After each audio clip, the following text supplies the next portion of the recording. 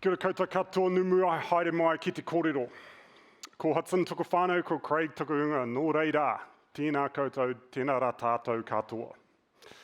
Kia ora Michelle, thank you for that rather awkward welcome. And it was a rather awkward moment as well at the time. Leading an outpost, because Xero New Zealand is now an outpost in a global business. The one thing that I have is a global perspective. And I think it's remiss of me not to mention how fortunate every one of you are to be sitting so close to somebody next to you, to be in this amazing venue, to be able to talk about these stories in person rather than sitting on a Zoom call. So just think about that for a second, those people that are in other parts of the world that aren't that fortunate, and how grateful we are to be in the position that we are, to be in one of the most open economies in the world. But today, I'm here to talk to you about empathetic leadership and why it is more important today than ever before. But before I do that, I want to transport you back 12 months ago. When we were sitting at home, day one of lockdown, we had 4 kids. I had Zoom calls and Google Meet calls pretty much all day. Stress levels are rather high. My daughter is learning the saxophone. And that did not go down well. My son struggled to get onto his iPad, so he decided to turn off the router when I was on a government call. There was a wee bit of struggles, but we got through. But I need to be able to show you this. The reality of what we saw within the small business economy as soon as we went into lockdown. That dip is April. The pain that we saw and that we heard coming directly from our customers to us was real. This is an average. The average uptake of every small business in Aotearoa that is on the platform. And bearing in mind, there's close to 55 to 60% of all small businesses in New Zealand are on the product. That dip of 37% revenue drop year on year is monumental. Absolutely monumental. Everywhere a small business owner looked and went, there was negative predictions. Every economist that could get on any screen or in any print or anywhere was talking around the dire predictions. 14% unemployment, massive drop in house prices when house prices fund small business in New Zealand. Worrying about their staff, the pressure and the responsibility that small business owners have to put food on the table for their people, to look after those children, let alone their own household. Yet there's a good news story here. Again, global perspective is amazing. You transplay over this the Australian numbers. And the Australian numbers, they only had a 14% drop in revenue compared to almost 40% in New Zealand. But the telling thing for me is people. New Zealand jobs in the small business economy dropped by 4%. In Australia, remember, 14% revenue drop. Their small business employees dropped just over 10%. Aotearoa small business owners held on to their people way ahead of their peers. They fronted for their people and sacrificed for themselves to get through. The wage subsidy was instrumental in this, being able to get that out so fast, yes, with a high trust model, and there has been a little bit of abuse with that, of course. But fundamentally, the job that it was there to do was to save jobs, and it did that. Australia, they got theirs out 16 days later than New Zealand. And we think that played a massive part in those business owners making the call to let people go. But that pain is real. That pain is still real today. So as you see, the bounce was phenomenal. And I have a massive frustration that those positive stories post the bounce were ridiculously hard for us to be able to get into any mainstream media so that we could have a positive message to say, hey, actually, there is some good stuff going on. Let's have some optimism of what we can do to hold on to a little bit of hope.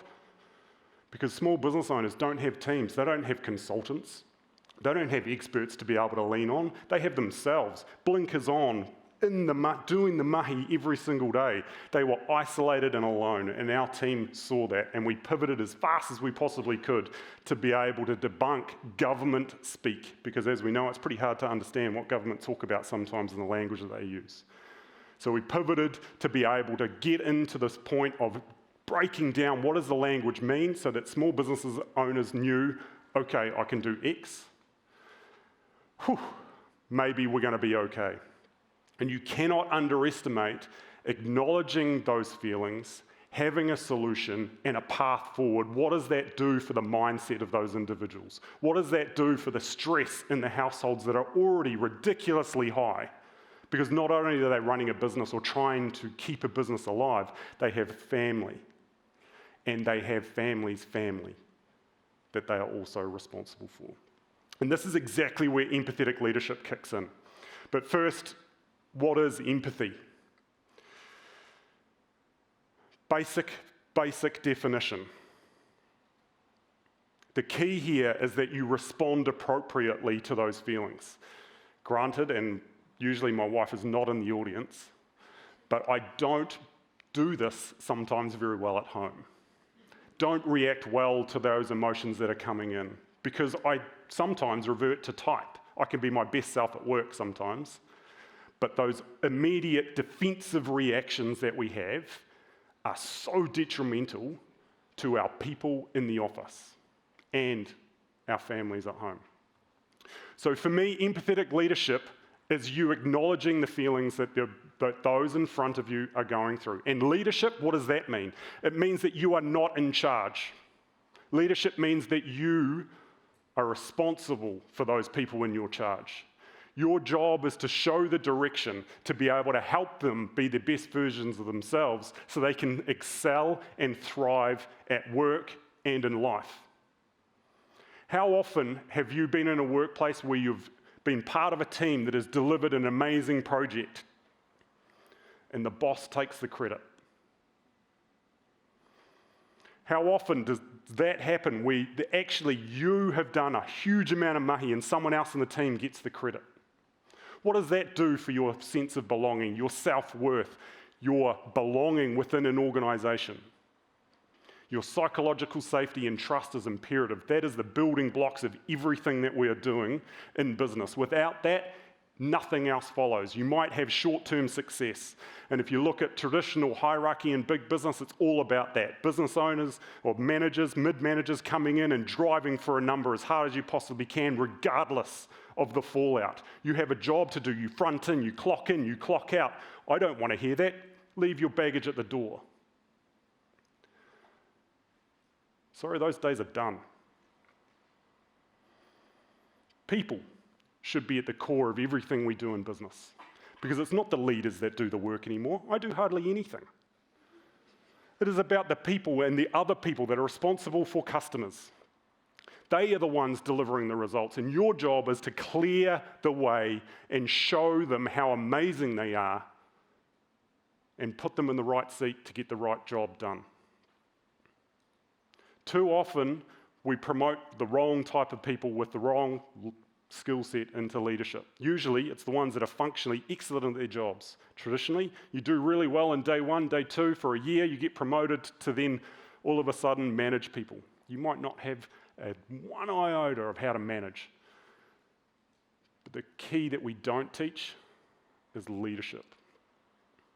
And the key traits of empathetic leadership is being able to articulate, understand and react to the feelings that are in front of you, because it's not about you, it's about them. What does that look like from a Xero perspective as we're going through COVID? Those first couple of weeks, quite frankly, were shit. I was on calls non-stop. I set up on the deck. Thankfully, it was summer. We have a covered-in deck. That was my office. The 4 kids and my wife, who also runs a small business, had the run of the house. They didn't see me. The branch slider was shut. That was it, and it was breaking me. I needed to be able to put time in my diary to connect with my family, even if it was just for 5 minutes. So I took control of my diary. I told my team, take control of your diary, book in time to get exercise, get off your ass and go for a walk. So we did that every day as a family. 9 o'clock every day, half an hour. We'd tell stories, we'd take the dog, and we'd get out of the house. For my own mindset, that was amazing. But what that did when I told the rest of the business that they have a right and they can look after themselves, that sense of, oh, actually it's okay. And then taking it another step further, acknowledging that all the feelings that they were going through is exactly what you should be feeling, not pushing them down. So I ventured into doing a video breakdown of how crap my day was every single day. The video diary of Craig. It was a bloody great idea at the time. But one morning, I wanted to get up and do a sunrise, beautiful, enlightening video. And one of those mornings where you wake up at 3 o'clock in the morning, you know you have got an early alarm and you don't go back to sleep. Got up, walked across the field because we live in front of a big park, sat there with my iPhone because of course we're in lockdown, didn't have a team. And you know those bloody annoying birds, those things that they call Aussies that are like, nah, nah, nah, nah, nah. There's a whole bloody family of them and they wouldn't shut up. So I ended up doing 61 takes. And I still have all of those on my phone today. And when I have time, I might pull together an expletive-free version of all of those. But the point was I was able to break down this masqueradingness of perfect leadership, that we have everything together. We all have our shit. We all have stuff going on. Every single one of us in this room today and online or whatever that's on social media looking at this has turned up today with other things on their mind and will leave here today to go to other things. Our job as leaders is to be able to acknowledge that and say, hey, that's okay. I've got my stuff too. You need to be vulnerable in leadership. If we're able to hold on to the silver linings of these incredible stories that you're going to hear today, it's about sustainable business. And you need psychological safety and acknowledge those feelings across all of your team to be able to maintain that. And that is what a team is. It ebbs and flows. It protects. It comes around those individuals that are having bigger things going on. But if they do not feel safe enough to put their hand up and say, hey, I'm really struggling today, I need help, that is on you as a leader. And that happens way too much across Aotearoa. And that is exactly why we launched Zap. And the usage of Zap went through the roof during COVID. And Zap, if you don't know, that's the free online, in-person, most of it was video call, of course, because we're in lockdown, counselling support that we pay for as Xero for all of our customers, close to 850,000 across the country. They needed somewhere to go. My dream is that we don't need EAP at the bottom of the cliff, that we have psychological safety in every single organisation through quality, empathetic leadership where we're able to empower our people to be the best versions of themselves. And if we're to hold on to exactly what Joe and Dave have put into this book, we need to step into that. Challenge all of our leaders to be able to acknowledge that they don't have to have all the answers. And let's start taking well-being of our people seriously, because we all have a right. We all have a right to be able to walk into the office or dial in and then leave the day's work in a better place than what we arrived, not in a worse place. Imagine the trickle-on effects for families, for relationships, for communities, if we're able to nail that. Because ultimately, at the end of the day, what is the most important thing in the world? He tangata, he tangata, he tangata. You forget that at your peril as a business leader. Kia ora koutou, everyone. Thank you very much.